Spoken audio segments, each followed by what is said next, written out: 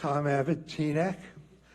I wanted to talk a little about workshop meetings and the history of them in Teaneck.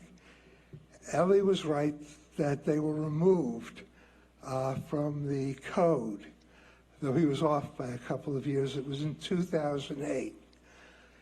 And they were removed partly under false pretenses. The statement was made over and over again that we were not eliminating meetings. At the time, there were about 33 scheduled meetings a year.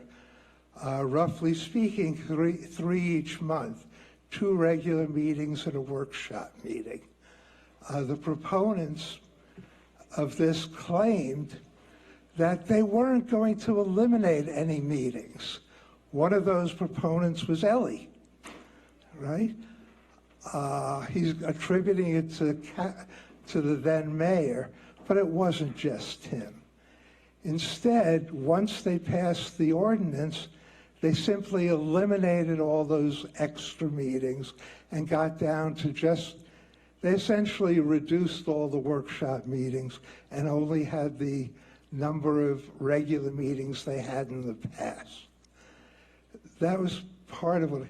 The other part is nobody really seems to remember what the workshop meetings were like. They were not starting with presentations. They were about the council people working together. They was scheduled to have 15 minutes of good and welfare, after which the council worked on issues. At the time, they actually sat around a table off the dais. But the thing to remember is that the idea was not to duplicate good and welfare and extra time each month, but to have a very limited good and welfare so that people could discuss, or the council could discuss things.